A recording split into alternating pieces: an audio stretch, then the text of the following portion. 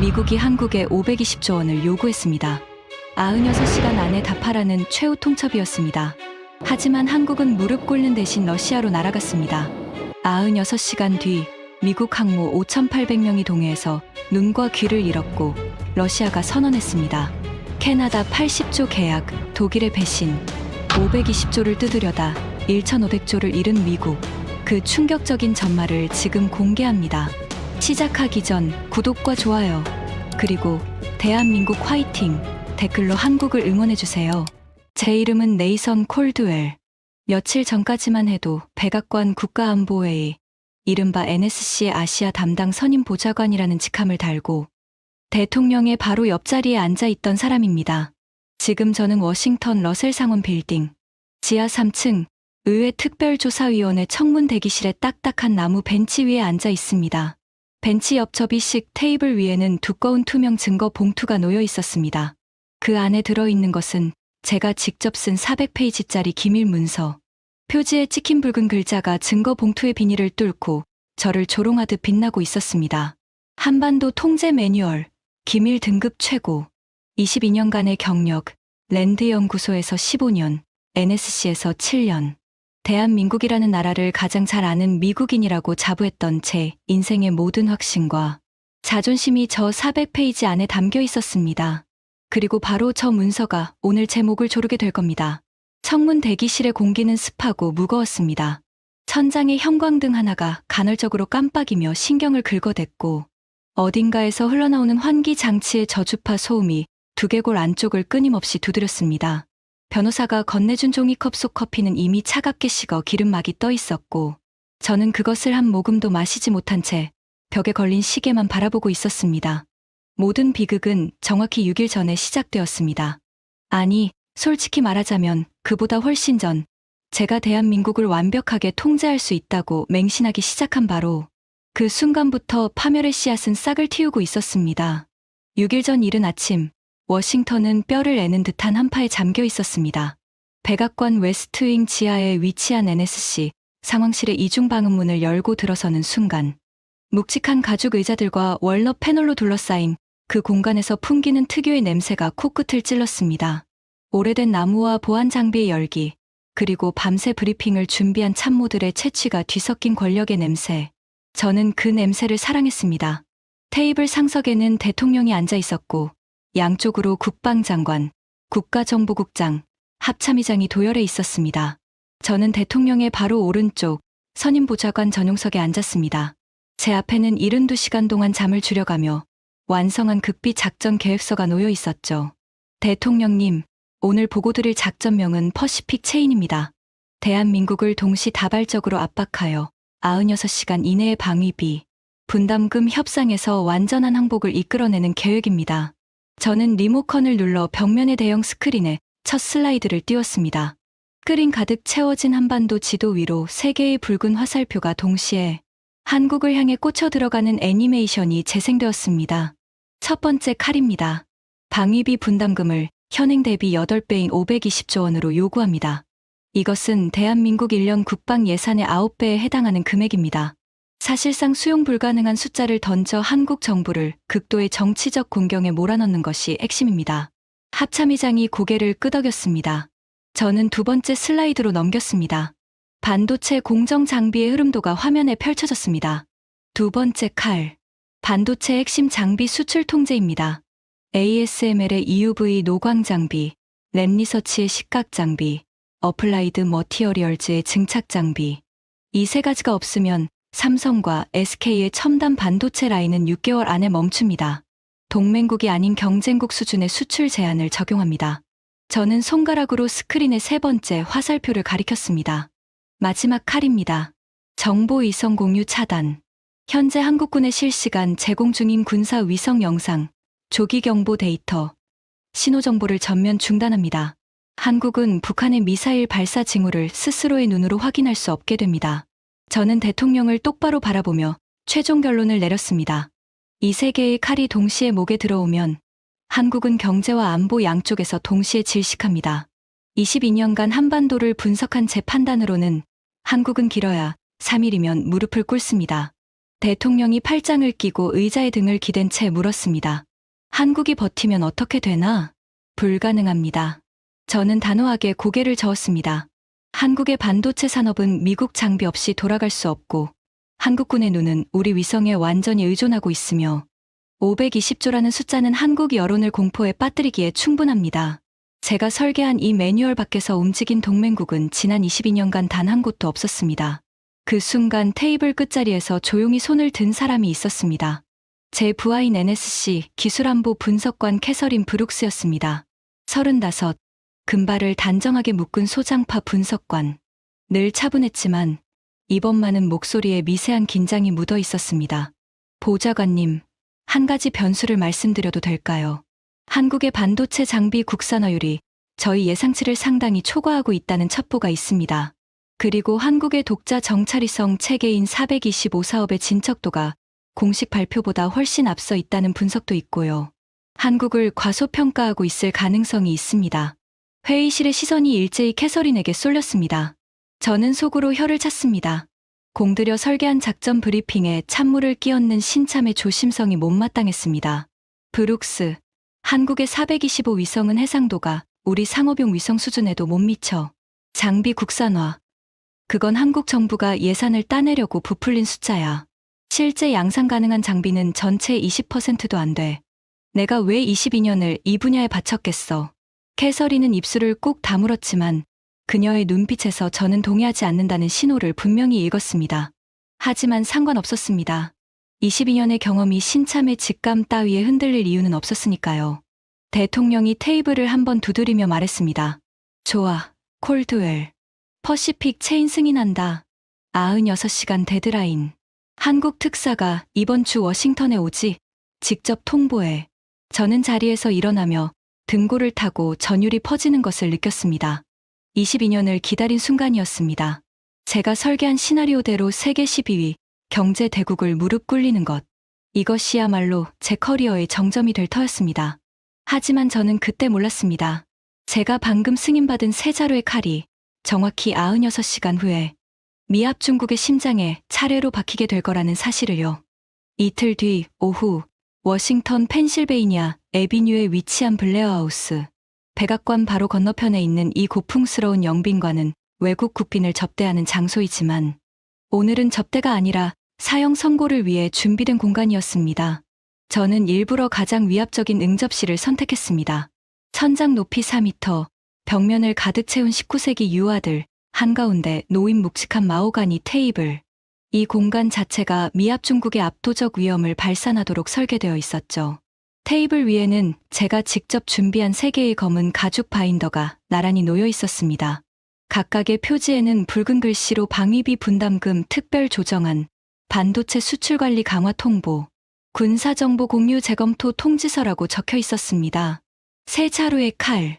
저는 바인더의 위치를 밀리미터 단위로 조정하며 완벽한 배치를 확인했습니다.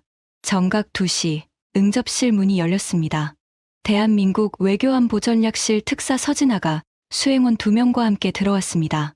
첫인상부터 제 신경을 건드리는 사람이었습니다.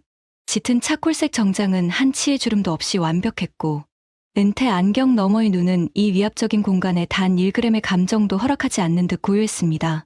키는 저보다 반뼘쯤 작았지만 그가 방 안에 들어서는 순간 공기의 밀도가 미세하게 달라지는 것을 느꼈습니다. 22년간 수많은 외교관을 상대했지만 이런 종류의 인간은 처음이었습니다. 분노도, 긴장도, 호기심도 읽히지 않는 완벽한 무표정. 월스트리트의 도박꾼들이 포커 페이스라고 부르는 그런 종류가 아니었습니다. 이건 그보다 훨씬 깊은 바다 밑 해구처럼 빛 자체가 닿지 않는 종류의 침묵이었습니다. 서 특사님, 먼 길 오시느라 수고하셨습니다. 바로 본론으로 들어가죠. 저는 악수를 건넨 뒤 의자에 깊이 앉으며 3개의 검은 바인더를 서진아 쪽으로 밀었습니다. 가죽이 매끄러운 테이블 위를 미끄러지며 둔탁한 소리를 냈습니다. 이것은 동맹국 간의 우호적 협의를 위한 제안서가 아닙니다. 미합 중국이 대한민국에 제시하는 최종 조건입니다. 저는 바인더를 하나씩 손가락으로 짚으며 설명을 시작했습니다. 첫째, 방위비 분담금 520조 원. 현행의 8배입니다. 한반도에 주둔하는 미군 28,500명의 작전 비용, 장비 유지비, 그리고 해구산 제공에 대한 합리적 대가입니다. 둘째, 반도체 핵심 장비 수출 관리 강화. ASML, 램 리서치, 어플라이드 머티어리얼즈의 대한국 수출을 동맹국이 아닌 경쟁국 수준으로 재분류합니다. 셋째, 군사정보 공유 전면 재검토. 위성 영상, 조기 경보 데이터, 신호정보의 실시간 제공을 중단합니다. 저는 의자 등받이에 기대며 서진아의 얼굴을 관찰했습니다. 월스트리트의 M&A 전문가들은 상대의 미세한 표정 변화에서 협상 카드를 읽어내는 훈련을 받습니다. 저 역시 그런 기술을 22년간 외교 전장에서 갈고 닦아왔죠. 동공의 확대, 입꼬리의 떨림, 손가락 끝의 미세한 경직, 그 어떤 것이라도 읽어낼 자신이 있었습니다. 하지만 서진아에게서는 아무것도 읽히지 않았습니다. 그는 세 개의 바인더를 내려다보았습니다. 하지만 단 한 장도 열지 않았습니다. 마치 이미 그 안에 뭐가 적혀 있는지 다 알고 있다는 듯, 혹은 그 안의 내용이 자신에게 아무런 의미가 없다는 듯, 그저 검은 가죽 표면 위로 시선을 한번 흘렸을 뿐이었습니다. 그리고 서진아가 입을 열었습니다. 그의 목소리는 저음이었지만 또렷했고, 감정의 기복이라고는 밀리미터도 찾아볼 수 없는 평탄한 음률이었습니다. 잘 들었습니다. 그것이 전부였습니다. 520조 원이라는 천문학적 숫자에도, 반도체 산업의 생명줄을 끊겠다는 통보에도, 국가 안보의 핵심인 위성 정보를 차단하겠다는 위협에도, 고작 세 글자. 잘 들었습니다. 저는 속으로 당혹감을 억누르며 목소리에 힘을 더 실었습니다. 96시간을 드리겠습니다. 그 안에 분담금 수용 확약서가 이 빌딩에 도착하지 않으면 두 번째와 세 번째 조건은 자동으로 발효됩니다. 선택은 두 가지뿐입니다. 수용하거나 결과를 감당하거나. 서진아가 자리에서 일어났습니다. 정장의 단추를 채우는 그 느긋한 동작조차 계산된 것인지, 본래 그런 사람인지 분간할 수 없었습니다. 그가 문 쪽으로 몸을 돌리다가 마치 생각난 것처럼 멈춰서서 저를 돌아보았습니다. 콜드웰 보좌관님. 네, 96시간이라고 하셨죠. 충분합니다. 그리고 서진아는 돌아서서 나갔습니다. 수행원들이 조용히 뒤를 따랐고 묵직한 참나무 문이 닫혔습니다. 응접실에는 서진아가 지나간 자리에 희미하게 남은 차가운 향수, 냄새와 펼쳐지지 않은 세 개의 검은 바인더, 그리고 저만 남았습니다. 충분하다고?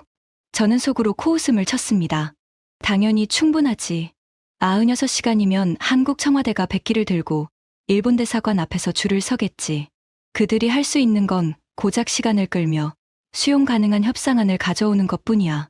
저는 응접실 창가에 서서 펜실베이니아 에비뉴 건너편의 백악관을 바라보며 차갑게 식은 커피를 한 모금 마셨습니다.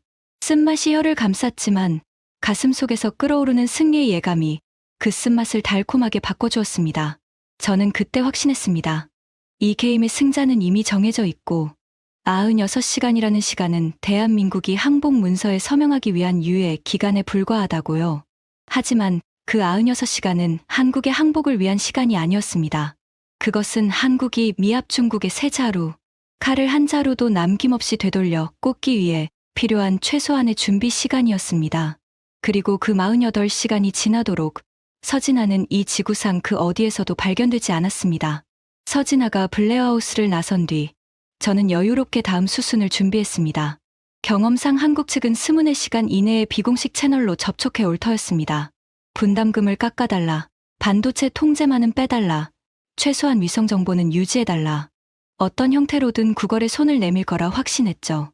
하지만 24시간이 지나도 아무 연락이 없었습니다.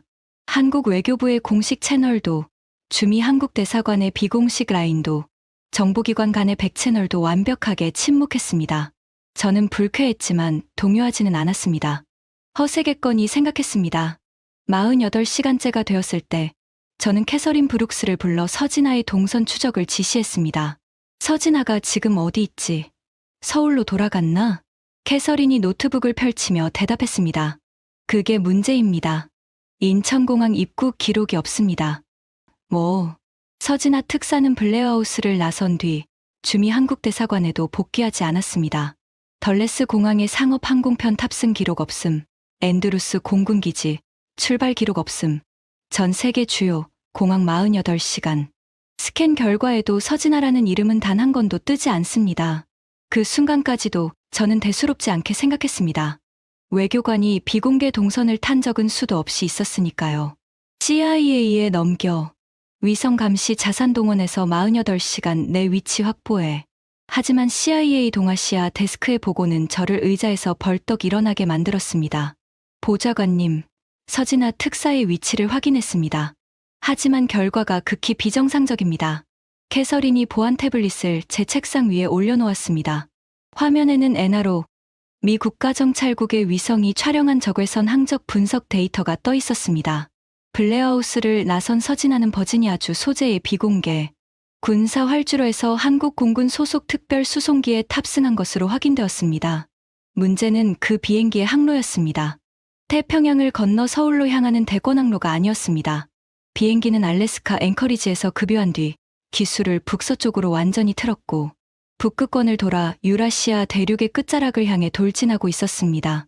최종 착륙지는 러시아 연방 무르만스크, 러시아 북극 함대 사령부가 위치한 세계 최대의 군항이었습니다. 저는 태블릿을 들고 있던 손에서 힘이 빠지는 것을 느꼈습니다. 서울이 아니라 무르만스크, 미합 중국에게 96시간 통첩을 받은 직후에 적국, 러시아의 핵심 군사 기지로 날아갔단 말이야. 보좌관님, 무르만스크는 러시아 전략 핵잠수함 기지입니다. 북극 함대의 심장이자 러시아 핵전력의 최종 보루예요. 한국의 외교 특사가 갈 수 있는 곳이 아닙니다. 초청 없이는 러시아 군용기조차 접근할 수 없는 곳이에요. 캐서린의 말이 맞았습니다. 무르만스크 군항은 러시아가 외국 외교관에게 절대로 열지 않는 성역이었습니다. 그곳에 한국의 특사가 들어갔다는 것은 단순한 외교적 접촉이 아니라 러시아 최고 지도부의 직접 초청이 있었다는 뜻이었습니다. 하지만 저는 끓어오르는 불안을 억눌렀습니다. 겁먹은 나라가 적국의 바지가랑이라도 잡으려고 달려간 것이 분명하다고 스스로를 다독였습니다. 러시아가 미국의 동맹국을 감싸줄 이유는 이 지구상에 존재하지 않으니까요. 허세야, 죽을 놈이 지푸라기라도 잡으려고 달려간 거지. 푸틴이 제정신이라면 한국 따위를 위해 미국과 정면 충돌할 리 없어. 저는 고개를 저으며 캐서린을 내보냈습니다. 하지만 사무실 문이 닫히는 순간 블레어하우스에서 서진아가 보여줬던 그 기묘한 침묵이 떠올랐습니다. 520조 원 앞에서도 바인더를 한 장 넘기지 않던 그 무표정. 충분합니다. 라는 세 글자에 담겨있던 제가 끝내 해독하지 못한 어떤 확신. 등골을 타고 미세한 한기가 스며들었지만 저는 그 감각을 무시하기로 했습니다. 22년의 경험을 믿기로 했습니다. 지금 돌이켜보면 그것이 제 인생 최대의 실수였습니다. 96시간의 카운트다운 중 72시간이 남은 시점, 저는 두 번째 칼을 뽑았습니다. 한국 측에 어떤 응답도 없었기에 예정대로 반도체 수출 통제를 발동하기로 한 겁니다. NSC 상황실에서 상무부 산업안보국과 화상회의를 연결했습니다. 제 지시는 간결했습니다. 오늘부로 대한민국을 반도체 수출관리 A그룹에서 제외합니다.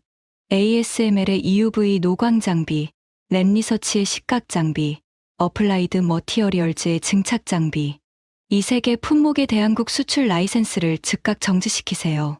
상무부 차관보가 화면 너머에서 펜을 굴리며 조심스럽게 물었습니다.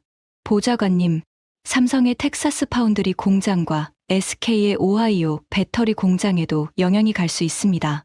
그들의 미국 내 투자액만 해도 합산 460억 달러에 달하는데요. 영향 없어.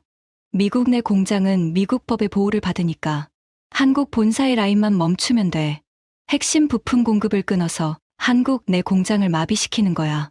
저는 자신만만하게 대답했습니다.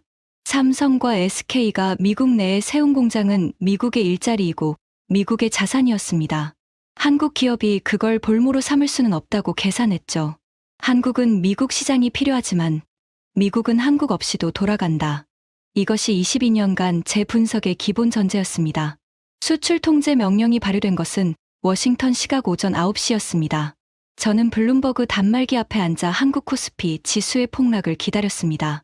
반도체가 한국 수출의 20%를 차지하고 삼성과 SK의 시가총액이 코스피 전체의 30%에 육박하니까요. 수출 통제 소식이 퍼지는 순간 외국인 투자자들이 한국 주식을 미친 듯이 던질 거라 예상했습니다. 하지만 예상은 12시간 만에 산산조각 났습니다. 워싱턴 시각 오후 9시, 서울 시각 다음날 오전 11시, 삼성 반도체가 긴급 성명을 발표했습니다. 캐서린이 실시간 번역을 읽어주는 목소리가 떨리고 있었습니다. 보좌관님, 삼성 성명 나왔습니다. 읽겠습니다. 미합 중국의 반도체 수출 관리 조치에 대응하여 삼성은 미국 텍사스주 테일러 파운드리 라인의 가동을 즉시 중단합니다. 현재 진행 중인 240억 달러 규모의 추가 투자 역시 전면 재검토에 들어갑니다. 뭐라고? 연이어 SK가 후속탄을 날렸습니다. SK 이노베이션 성명입니다. 오하이오, 조지아, 켄터키 소재 배터리 공장 3곳의 가동을 단계적으로 축소합니다. 220억 달러 규모의 미국 내 투자 계획을 전면 보류합니다. 저는 블룸버그 단말기로 고개를 돌렸습니다. 한국 코스피가 아니라 미국 나스닥이 비명을 지르고 있었습니다. 삼성 텍사스 공장은 미국 빅테크 기업들의 첨단 칩을 위탁 생산하는 핵심 거점이었습니다. 그 공장이 멈춘다는 뉴스가 퍼지자 실리콘밸리 전체가 발칵 뒤집혔습니다. 나스닥 반도체 지수가 장 시작 15분 만에 14% 급락했습니다. 인텔, AMD, 퀄컴, 엔비디아 전부 동반 하락 중입니다. 텍사스 주지사실에서 백악관으로 긴급 항해 전화가 왔고 오하이오 상원의원 사무실에서도 연락이 폭주하고 있습니다. 캐서린의 보고가 쏟아지는 동안 저는 단말기 화면 앞에서 굳어버렸습니다. 한국의 공장을 멈추려고 칼을 뽑았는데 멈춘 건 미국의 공장이었습니다. 삼성의 성명은 위협이 아니라 실행이었습니다. 통보한 지 4시간 만에 텍사스 공장의 클린룸 조명이 실제로 꺼지기 시작했다는 현지 보도가 나왔습니다. 하지만 진짜 충격은 그 다음이었습니다. 캐서린이 국가정보국에서 넘어온 긴급정보 보고서를 들고 뛰어왔습니다. 그녀의 얼굴에서 혈색이 완전히 빠져 있었습니다. 보좌관님, 이걸 보셔야 합니다. 한국의 반도체 장비 국산화율에 대한 기존 평가가 완전히 틀렸습니다. 뭐가 틀렸다는 거야? 저희가 파악한 국산화율은 20% 미만이었습니다. 하지만 한국이 극비리에 추진해온 K반도체 장비 프로젝트의 실제 진척도는 61%입니다. EUV는 아직이지만 시각, 증착, 세정, 검사, 장비의 국산 대체가 이미 양산 테스트 단계에 들어가 있었습니다. 61%, 우리 정보가 20%라고 했잖아. 어떻게 3배나 차이가 나? 한국이 의도적으로 낮은 수치를 흘렸습니다. 미국을 안심시키기 위해 국산화율을 축소 보고하는 한편 실제로는 별도의 비공개 예산으로 장비 개발을 가속화하고 있었습니다. 보좌관님이 520조 통보를 하기 훨씬 전부터 이 준비는 진행되고 있었습니다. 머릿속이 하얘졌습니다.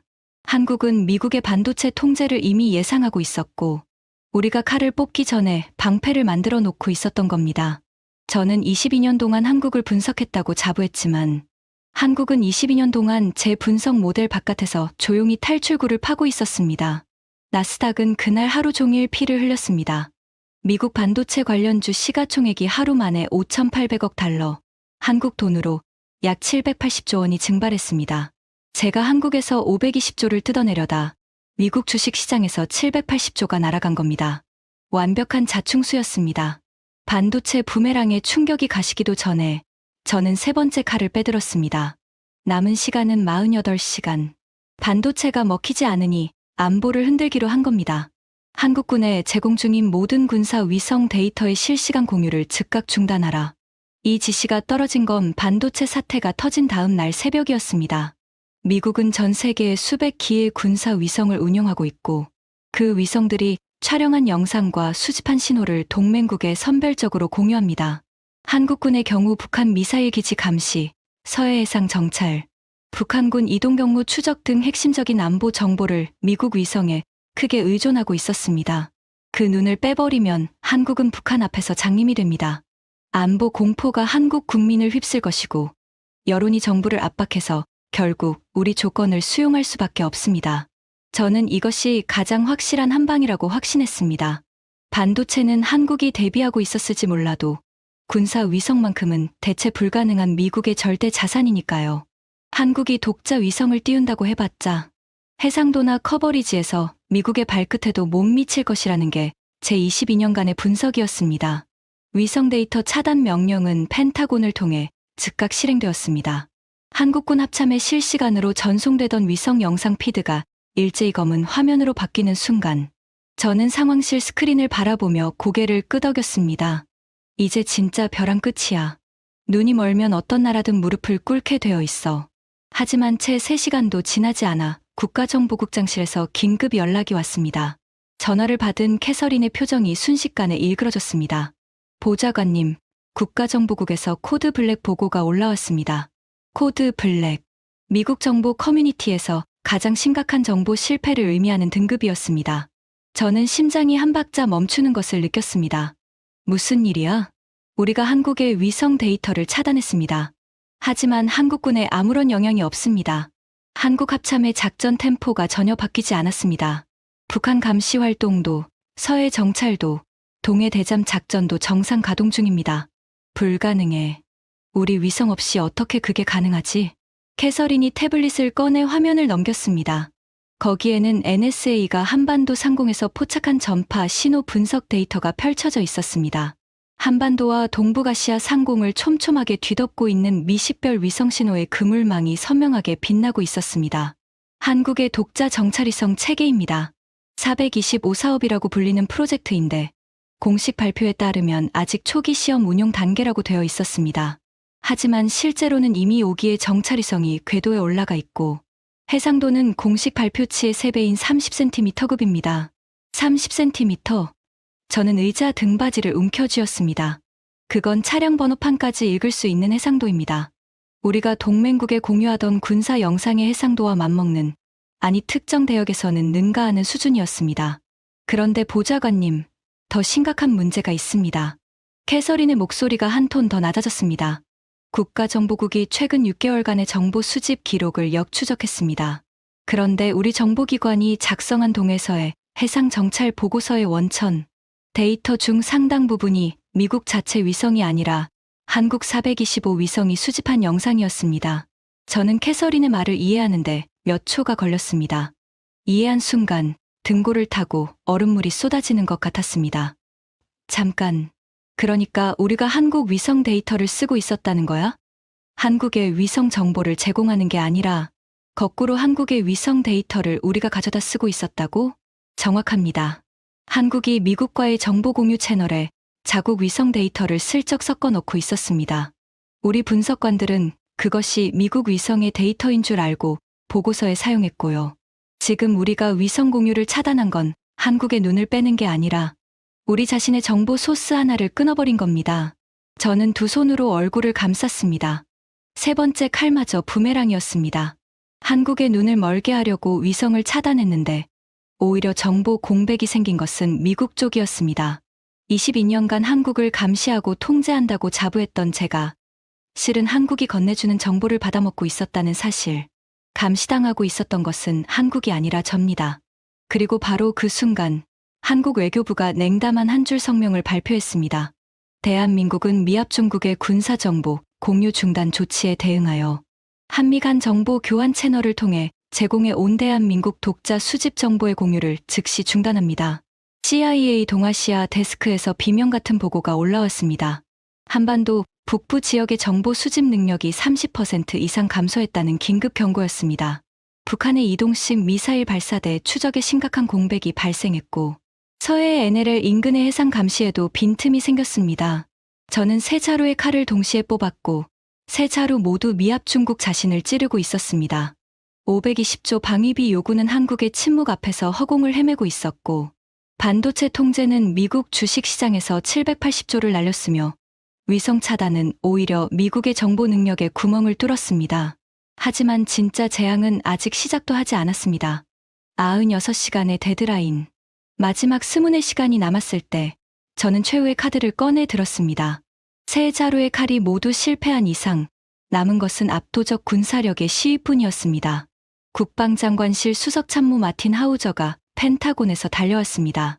등이 곱고 턱이 딱 벌어진 해병대 출신으로 어떤 문제든 군함과 전투기로 해결할 수 있다고 믿는 사람이었습니다. 콜드웰, 더 이상 뜸 들일 시간 없어. 제7함대를 동해에 전진 배치해. 항모전단이 한국 앞바다에 뜨는 순간 세상 어떤 나라도 각을 세우지 못해. 저도 같은 생각이었습니다. 대통령의 승인이 떨어졌고 요코스카 기지를 출항한 미 제7함대. 소속 항모전단이 동해를 향해 북상하기 시작했습니다. 핵추진 항공모함 1척, 이지스 구축함 5척, 승조원 5,800명. 한 나라의 해안에 들이밀면 그 자체로 선전포고에 가까운 압도적인 무력이었습니다. 저는 NSC 상황실 대형 스크린에 띄워진 위성 영상으로 항모전단의 이동을 실시간 추적했습니다.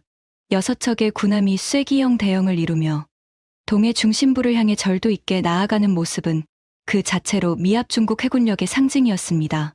이것을 보고도 버틸 나라는 없습니다. 항모전단이 울릉도 동방해역에 진입한 것은 오후 3시 17분이었습니다. 바로 그 시각 상황실의 모든 스크린이 동시에 미쳐버렸습니다. 긴급 보고 항모전단 통신 이상 발생, 기압 레이더, 경고등 점등, 전함정 전투 배치 태세 돌입, 펜타곤 직통 한라인에서 쏟아져 나오는 보고가 상황실을 가득 채웠습니다. 항모전단 기함의 이지스 전투 시스템, 화면에 미식별 표적이 수백 개씩 나타났다가 사라지기를 반복하기 시작했습니다. 레이더가 유령 신호를 잡은 겁니다. 아군 함정의 위치마저 화면 위에서 춤을 추듯 흔들렸고 적과 아군의 구별이 완전히 불가능해졌습니다. 동시에 위성통신 링크가 끊어졌습니다. GPS 수신 신호의 정밀도가 폭락하며 50m, 100m, 200m씩 오차가 벌어졌습니다.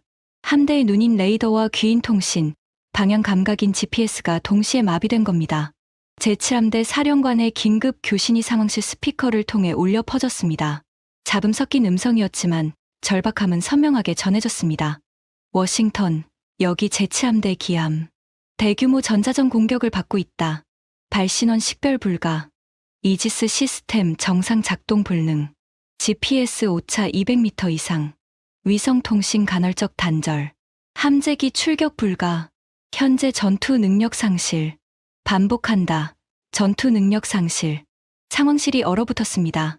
미합 중국 해군의 최정예 항모전단이 전투 능력을 상실했다. 미사일 한 발 맞은 것도 아니고 잠수함의 어뢰에 피격된 것도 아닙니다. 보이지 않는 전자파의 장벽에 갇혀 눈과 귀가 완전히 먹어버린 겁니다. 발신원을 찾아. 당장 찾으란 말이야. 누가 전자전을 걸고 있는 거야? 북한이야. 중국이야. 마틴 하우저가 고함을 쳤습니다. 하지만 NSA의 전자전 분석 결과는 모두를 더 깊은 절망으로 밀어넣었습니다. 보좌관님, 전자전 신호의 패턴을 분석했습니다. 2개의 서로 다른 교란원이 동시에 작동하고 있습니다. 2개? 하나는 동해 북동쪽 수역에서 발신되고 있습니다. 신호 특성상 러시아 태평양 함대 소속 전자전함으로 추정됩니다. 레이더 교란과 GPS 재밍을 담당하고 있고요. 캐서린이 2번째 교란원의 데이터를 스크린에 띄웠습니다. 저는 그 데이터를 확인한 순간 의자에서 주저앉을 뻔했습니다. 나머지 하나는 동해 수중에서 발신되고 있습니다. 위성통신 링크를 차단하는 정밀 전자전 신호인데 이 주파수 패턴은 대한민국 해군의 KSS-3 잠수함에 탑재된 전자전 체계의 것입니다. 러시아와 한국이 동해에서 동시에 전자전을 걸고 있다는 말이야. 그렇습니다. 러시아 해군의 광역 교란과 한국 잠수함의 정밀 차단이 완벽하게 동기화되어 작동하고 있습니다. 두 나라가 사전에 작전을 조율하지 않으면 절대 불가능한 수준의 합동 전자전입니다. 저는 비로소 깨달았습니다. 서진아가 무르만스크로 날아간 이유를, 520조 원 청구서를 받아들고도 바인더를 한 장 넘기지 않던 이유를, 충분합니다. 라고 답한 그 세 글자의 진짜 의미를. 서진아는 도망친 것이 아니었습니다. 그는 러시아 북극 함대 사령부로 직행해 한러 합동 작전의 마지막 퍼즐을 맞추러 간 것이었습니다. 미국이 항모를 보내올 것을 이미 예측하고 그 항모를 동해의 전자전 장벽 안에 가두기 위한 덫을 짜러 간 것이었습니다. 저는 떨리는 목소리로 중얼거렸습니다. 96시간이 충분하다고 한 건 이것 때문이었어. 한국은 우리가 세 자루의 칼을 뽑을 때마다 정확히 그 칼이 우리 자신을 찌르도록 판을 짜고 있었던 거야. 처음부터 끝까지.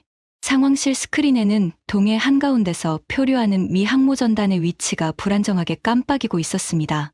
5,800명의 미군 장병이 눈과 귀를 잃은 채 적도 아군도 구분할 수 없는 바다 위에 갇혀 있었습니다.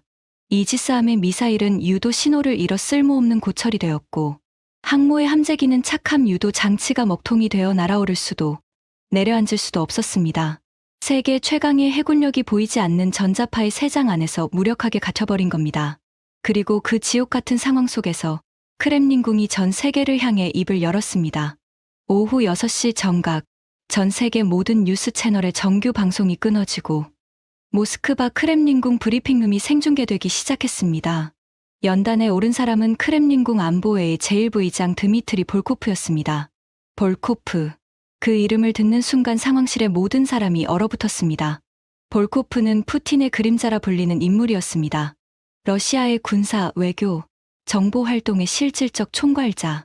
그가 직접 카메라 앞에 선다는 것은 러시아가 최고 수준의 국가 의지를 표명한다는 뜻이었습니다. 볼코프의 얼굴은 놀라울 만큼 평온했습니다.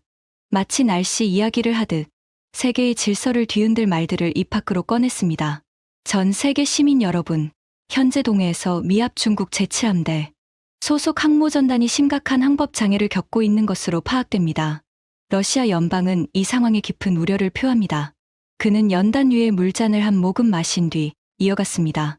러시아 연방은 인도주의적 견지에서 동해의 항행 안전 회복에 협력할 용의가 있음을 밝힙니다. 단, 동해 해역의 전자전 상황 통제 및 미 함정의 안전한 철수 관리는 오직 우리의 유일하고도 영원한 전략적 파트너인 대한민국에 독점 위임합니다. 상황실이 묘지처럼 고요해졌습니다. 숨소리조차 들리지 않았습니다. 볼코프의 다음 말이 고요를 갈랐습니다. 미합 중국이 자국 장병 5,800명의 안전한 귀환을 원하신다면 워싱턴이 아닌 서울에 전화하시기를 권합니다. 저는 의자에 앉은 채 몸이 굳어버렸습니다. 북극 함대의 주인인 러시아가 자국의 전략적 이익이 걸린 동해의 통제권을 아시아의 반도 국가에게 통째로 넘겨버린 겁니다. 이것은 한국에 대한 호의가 아니었습니다. 미국에 대한 완벽하고 치밀하게 계산된 모욕이었습니다. 520조 원을 뜯어내겠다며 칼을 들이밀었던 바로 그 나라에게 5,800명의 목숨을 구걸해야 하는 상황. 세계가 실시간으로 지켜보는 앞에서 미합 중국의 최강 전력이 한국의 기술에 의해 무력화되었다는 사실이 만천하에 공개된 겁니다. 마틴 하우저가 주먹으로 테이블을 내리쳤습니다. 당장 태평양 사령부의 전력을 동원해서 전자전을 뚫어. 우리가 한국 따위에 머리를 숙일 수는 없어. 캐서린이 차갑게 대답했습니다.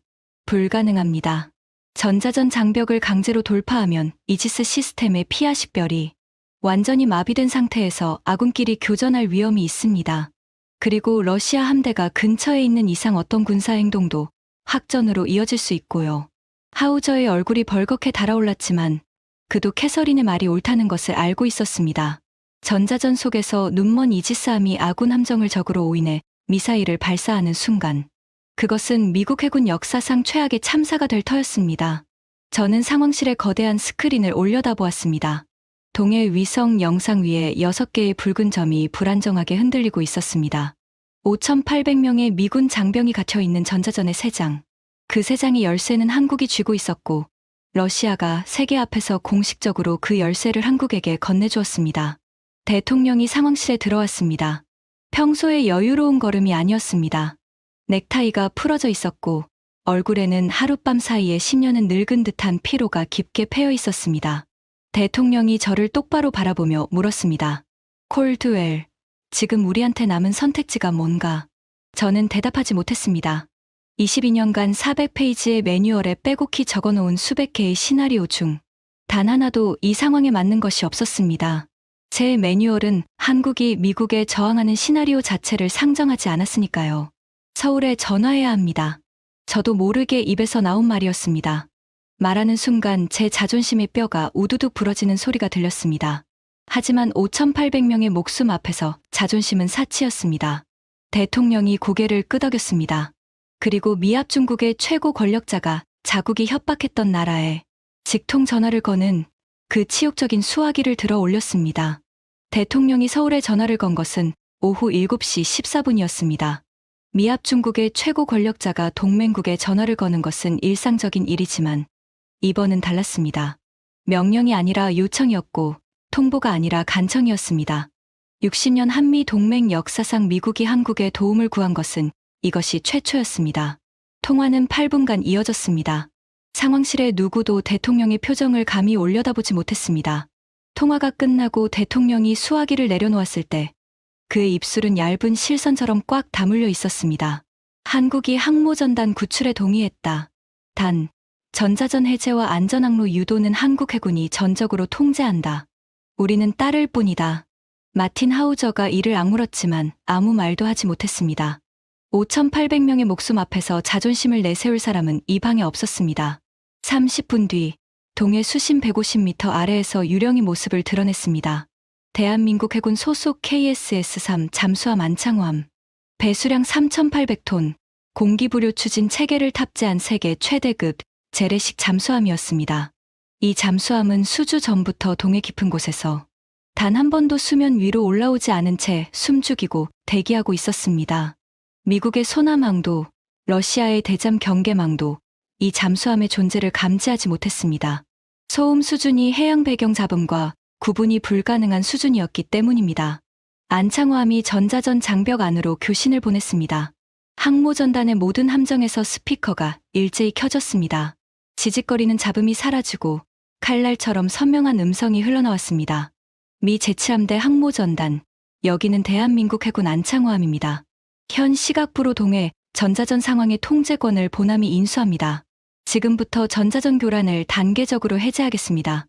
해제 완료까지 약 12분 소요됩니다. 모든 함정은 현 위치를 유지하고 보남이 전송하는 KPS 좌표에 따라 행동하십시오. KPS, 한국의 독자 위성항법 시스템이었습니다. GPS가 무력화된 상황에서 한국의 위성만이 유일한 눈이 되어줄 수 있었습니다. 세계 최강 항모전단의 5,800명이 한국 잠수함 한 척이 쏘아주는 좌표의 운명을 맡겨야 하는 순간이었습니다. 안창호함은 KPS 위성 링크를 통해 항모전단 전 함정의 실시간 좌표를 전송하기 시작했습니다. 이지스함의 먹통이었던 화면에 새로운 좌표계가 떠올랐습니다. GPS가 아닌 KPS 기반의 정밀 항법 데이터. 오차 범위 30cm. 미국의 군사용 GPS보다 정밀한 수치였습니다. 동시에 전자전 교란 신호가 하나씩 꺼지기 시작했습니다.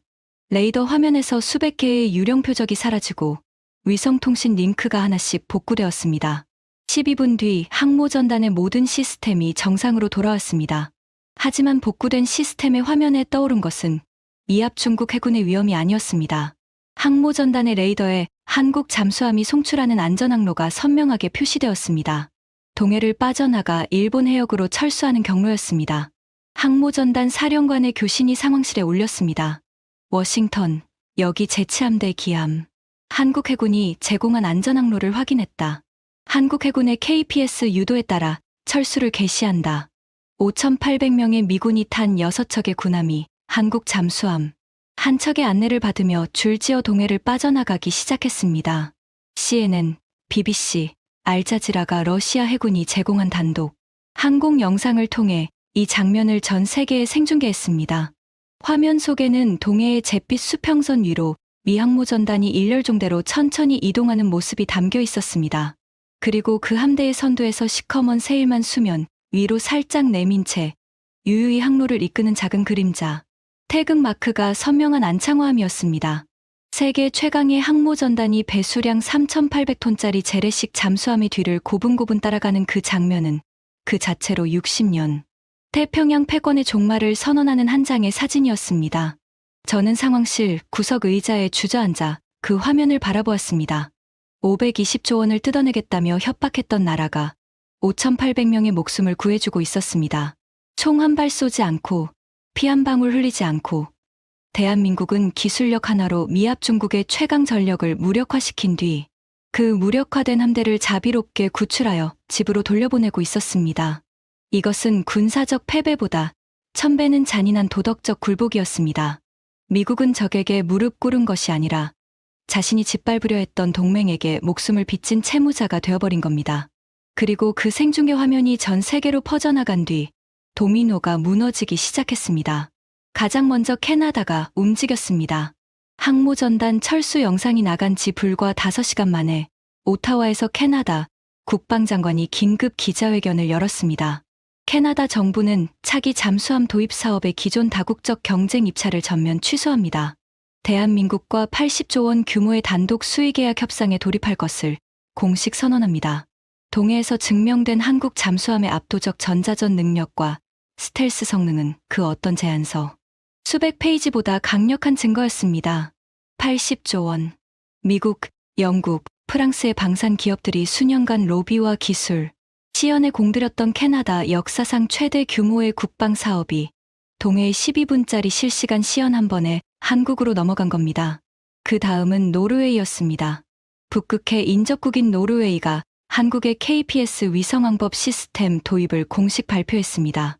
미국의 GPS에 의존하던 북해 항로 관제를 KPS 기반으로 전환하겠다는 선언이었습니다. 폴란드도 뒤를 이었습니다. 한국산 K2 전차와 K9 자주포를 이미 대량 도입한 폴란드가 군사, 통신 체계 전체를 KPS 기반으로 재편하겠다고 발표했습니다. 하지만 진짜 대지진은 호주에서 터졌습니다. 캔버라에서 호주 국방장관이 의회 연설을 통해 폭탄 선언을 했습니다. 호주 정부는 AUKUS 안보 동맹의 잠수함 도입 계획을 전면 재검토합니다. 미국과 영국의 핵추진 잠수함만이 유일한 선택지가 아니라는 점이 동해에서 명백히 증명되었습니다. AUKUS, 미국, 영국, 호주의 3국 안보 동맹이자 미국이 태평양 패권을 유지하기 위한 핵심 축이었습니다. 그 축이 흔들렸습니다. 호주가 미국의 핵잠수함 대신 한국의 재래식 잠수함을 선택할 수 있다는 가능성을 공개적으로 언급한 것 자체가 미국 주도의 태평양 안보 질서의 사형 선고를 내린 것과 다름없었습니다. 뉴욕 증권거래소가 개장하자 시장은 지옥으로 변했습니다. 미국 방산 대장주들이 하루 만에 25% 이상 폭락했습니다. 전날 반도체 사태로 780조 원이 증발한 데 이어 방산주까지 무너지면서 이틀간 미국 주식시장에서 사라진 시가총액은 1,500조 원을 넘어섰습니다. 제가 한국에서 520조 원을 뜯어내려다 미국에서 1,500조 원이 증발한 겁니다. 다시 현재입니다. 러셀 상원 빌딩 지하 3층. 청문 대기실의 시계는 오후 1시 45분을 가리키고 있었습니다. 15분 뒤면 저는 저 문을 열고 의회 특별조사위원회의 증인석에 앉아야 합니다. 증거 봉투 안에 한반도 통제 매뉴얼이 형광등, 불빛 아래서 둔탁하게 빛나고 있었습니다. 400페이지. 22년의 세월.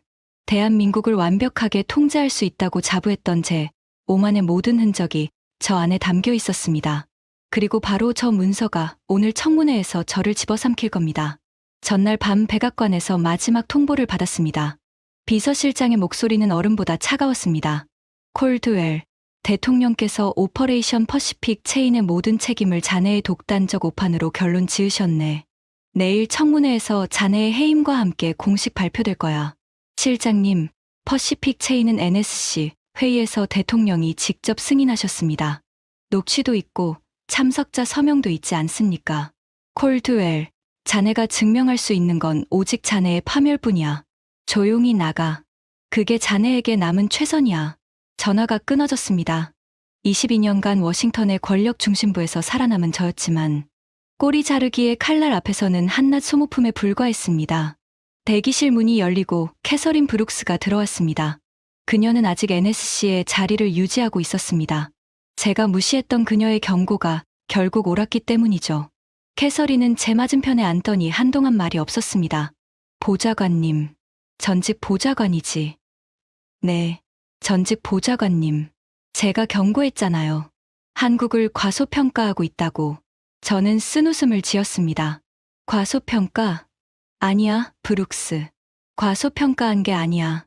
나는 22년 동안 한국이라는 나라를 완전히 잘못 읽고 있었던 거야. 캐서린이 코트 안주머니에서 접힌 종이 한 장을 꺼내 제게 내밀었습니다. 프린트된 뉴스 기사였습니다. 이거 보시고 싶으실 것 같아서요. 종이를 펼쳤습니다. 러시아 현지 언론이 찍은 사진 한 장이 실려 있었습니다. 장소는 무르만스크 군항 인근의 작고 허름한 식당이었습니다. 나무 테이블 위에 생선 수프 2그릇과 검은 빵, 그리고 보드카 한 병과 초록색 소주 한 병이 놓여 있었습니다. 테이블 양쪽에 앉은 두 사람의 얼굴을 확인한 순간 저는 숨을 멈췄습니다. 한쪽은 두꺼운 회색 코트를 입은 서진아였습니다. 블레어하우스에서 520조짜리 바인더를 한 장도 넘기지 않고 나갔던 그 서늘한 눈의 사내. 맞은편에는 검은 스웨터 차림의 드미트리 볼코프가 앉아 있었습니다. 전 세계의 워싱턴이 아닌 서울에 전화하라고 선언했던 크렘린의 그림자. 두 사람은 웃고 있었습니다. 세계의 패권을 뒤흔든 거물들이 화려한 만찬장이 아닌 항구 뒷골목의 허름한 식당에서 생선 수프를 먹으며 소박하게 웃고 있었습니다. 서진아가 소주잔에 보드카와 소주를 반반씩 따라 볼코프에게 건네는 모습이 사진에 선명하게 잡혀 있었습니다. 볼코프가 투박한 손으로 그 잔을 받으며 짓는 미소에는 전쟁의 긴장이 아니라 오랜 전후의 편안함이 묻어 있었습니다. 기사 본문에는 이 사진의 촬영 시점이 적혀 있었습니다. 미 항모 전단이 한국 잠수함의 호위를 받으며 동해를 빠져나간 바로 그 시각이었습니다. 미합 중국의 60년 태평양 패권이 무너지는 그 역사적인 순간, 그 파멸의 설계자 두 사람은 항구 식당에서 조용히 수프를 떠먹고 있었던 겁니다. 저는 사진을 한참 바라보다가 접어서 양복 안주머니에 넣었습니다. 브룩스, 나는 22년 동안 뭘 분석한 거지? 캐서린은 대답하지 않았습니다. 대답할 필요가 없었으니까요. 저는 400페이지의 한반도 통제 매뉴얼을 썼습니다. 한국의 무역 구조, 에너지 의존도, 군사 동맹의 약점, 정치 역학을 빠짐없이 분석했습니다. 숫자로 환산할 수 있는 모든 것을 분석했습니다. 하지만 저는 숫자로 환산할 수 없는 것, 그것을 분석하지 못했습니다. 전쟁의 폐허에서 맨손으로 나라를 일으켜 세운 사람들의 자존심, 세계가 무시해도 묵묵히 기술을 갈고 닦으며 준비하는 집요함, 등 뒤에서 칼이 날아와도 단 한 번도 무릎 꿇지 않겠다는 그 지독한 오기. 제 매뉴얼의 400페이지 어디에도 그것은 적혀 있지 않았습니다. 520조 원을 들이밀면 꿀을 거라 생각했습니다. 반도체를 끊으면 비명을 지를 거라 생각했습니다. 위성을 차단하면 장님이 될 거라 생각했습니다. 항모를 보내면 벌벌 떨 거라 생각했습니다. 하지만 한국은 꿇지 않았습니다. 비명을 지르지 않았습니다. 장님이 되지 않았습니다. 떨지 않았습니다. 오히려 미국의 공장을 멈추고 미국의 정보 소스를 끊고 미국의 항모를 가두고 그리고 그 항모를 자비롭게 구출하여 돌려보냈습니다. 총 한 발, 미사일 한 기, 피 한 방울 없이 오직 기술과 전략과 제가 끝내 측정하지 못했던 그 거대한 자존심으로 대기실의 시계가 오후 2시를 가리켰습니다. 문 너머에서 안내 직원의 목소리가 들렸습니다. 콜드웰 씨, 입장하셔야 합니다. 저는 자리에서 일어났습니다. 증거 봉투 안에 매뉴얼을 한번 내려다보았습니다. 400페이지의 오만, 22년의 착각, 그것을 들고 증인석으로 걸어가야 했습니다. 캐서린이 대기실 문 앞에서 저를 바라보고 있었습니다. 그녀의 눈에는 원망도 동정도 없이 다만 이 모든 것을 처음부터 알고 있었다는 듯한 조용한 체념만이 담겨 있었습니다. 저는 문손잡이를 잡고 한번 멈추었습니다. 양복 안주머니에 넣은 사진이 가슴에 닿는 것이 느껴졌습니다. 무르만스크 항구의 허름한 식당, 생선 수프와 소주와 보드카, 그리고 세상을 뒤집어 놓고도 조용히 미소 짓는 두 사람. 진정한 강자는 이빨을 드러내지 않는다. 저는 그것을 22년 동안 몰랐습니다. 그리고 그 대가로 모든 것을 잃었습니다. 문을 열고 걸어 나가는 제 등 뒤로 대기실 형광등이 한번 깜빡였습니다. 마치 22년간의 오만의 마침표를 찍듯 짧고 차가운 빛의 전멸이었습니다. 여러분, 네이선 콜드웰의 고백 어떠셨습니까? 520조 원의 갑질, 96시간의 카운트다운, 780조 원의 부메랑, 5,800명의 구출. 이 거대한 숫자들의 뒤에는 세상이 무시할 때 밤을 새우며 위성을 만든 연구원들이 있었고 아무도 모르는 심해에서 숨죽이며 조국을 지킨 잠수함 장병들이 있었습니다. 독일 국방장관은 이렇게 말했습니다. 미국은 과거를 들이밀었고 한국은 미래를 증명했다. 캐나다와 호주가 미국을 떠나 한국을 선택한 이유, 그것은 단순한 무기의 성능이 아니라 위기의 순간의 적이 아닌 동맹을 구하는 나라의 품격이었습니다. 이 놀라운 역전극이 묻히지 않도록 보이지 않는 곳에서 나라를 지키는 영웅들을 위해 이 영상을 공유해 주십시오. 여러분의 공유 한 번이 강대국의 갑질에 맞서는 가장 강력한 무기가 됩니다.